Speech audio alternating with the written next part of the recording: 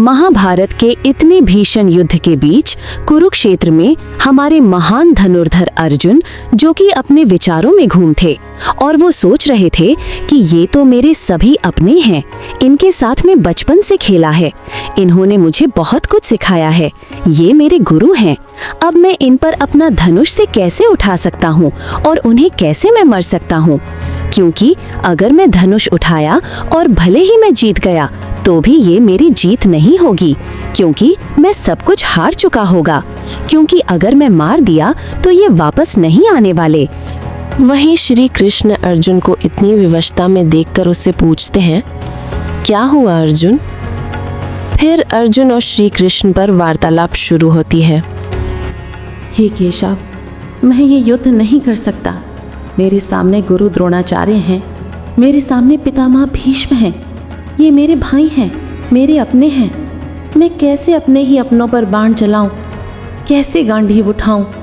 मेरा हृदय कांप रहा है, मेरे हाथ शिथिल हो गए हैं, मेरी बुद्धि भ्रमित हो चुकी है। कृष्ण, मैं युद्ध नहीं करूंगा। अर्जुन, क्या केवल इसलिए कि वे तुम्हारे अपने हैं तुम धर्म के मार्ग से हट जाओगे? याद रखो, कर्म से भागना समाधान नहीं है। जो परिस्थितियां तुम्हारे सामने खड़ी हैं उन्हें तुमने नहीं चुना, लेकिन उनसे कैसे निपटना है ये तुम्हारे हाथ में है।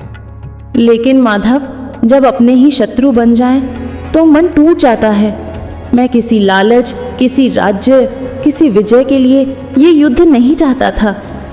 यदि जीतकर भी मुझे अपनों को खोना पड़े तो ऐसी विजय का क्या अर्थ है? अर्जुन, तुम जिन्हें अपना कह रहे हो, क्षण भर रुककर सोचो, क्या शरीर ही अपना होता है? क्या संबंध केवल जन्म पर टिके होते हैं या सच्चा संबंध धर्म से होता है? भीष्म, द्रोण और कौरव, उन सभी ने अन्याय का साथ दिया, धर्म का नहीं। जो धर्म से दूर चला जाए वो भले ही रक्त से अपना हो, आचरण से पराया हो जाता है। किंतु प्रभु, यदि मैं उन्हें मार दूं तो मुझे पाप लगेगा, ये पीड़ा मुझे जीने नहीं देगी।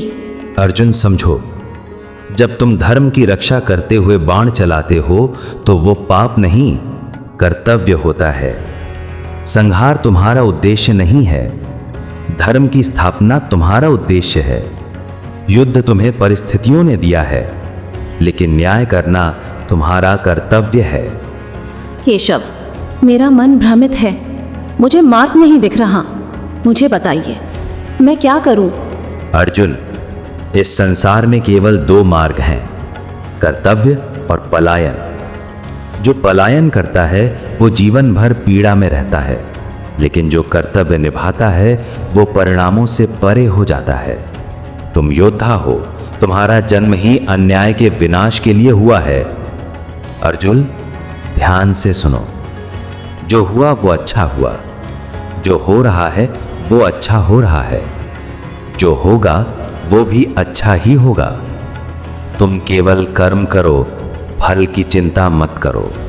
यदि फल की चिंता ना करूं तो फिर युद्ध का अर्थ क्या होगा?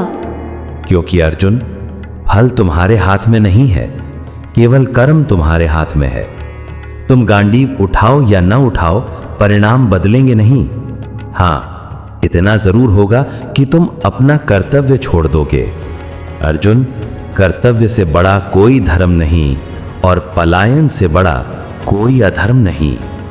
लेकिन मन अभी भी विचलित है कृष्ण, मेरा हृदय मुझे रोक रहा है। मन हमेशा विचलित होगा, क्योंकि मन भय का घर है, लेकिन आत्मा कभी भ्रमित नहीं होती। अर्जुन, जिस शरीर को तुम मारने से डर रहे हो वो तो नश्वर है। आत्मा न जन्म लेती है न मरती है। तुम केवल अपने कर्म कर रहे हो, किसी आत्मा का संहार नहीं। कृष्ण, आप कह रहे हैं कि ये युद्ध केवल बाहरी नहीं, एक आंतरिक युद्ध भी है। हाँ पार्थ, ये युद्ध केवल कुरुक्षेत्र में नहीं, तुम्हारे भीतर भी चल रहा है। ये युद्ध तुम्हारे मोह और धर्म के बीच में है, तुम्हारी कमजोरी और शक्ति के बीच में है, तुम्हारे भय और कर्तव्य के बीच में है। यदि तुमने इस भय को हराया तो तुम स्वयं को पालोगे। केशव, यदि आप मेरे सारथी हैं तो मैं मार्ग कैसे खो सकता हूँ? अब मेरे संदेह दूर हो रहे हैं, मेरी शक्ति वापस लौट रही है। मैं आपका आदेश मानने को तैयार हूँ। कहिए, मुझे क्या करना है? अर्जुन, बस इतना करो, गांडीव उठाओ, धर्म के लिए लड़ो, न्याय के लिए खड़े हो जाओ। जो शस्त्र तुम आज उठाओगे वो किसी द्वेष के लिए नहीं, बल्कि सत्य की रक्षा के लिए उठेंगे। और याद रखो, जब कृष्ण साथ हों तो विजय निश्चित होती है। केशव, मैं तत्पर हूँ। मेरे सारे संशय मिट गए। मैं गांडीव उठाता हूँ, धर्म के लिए युद्ध करूंगा।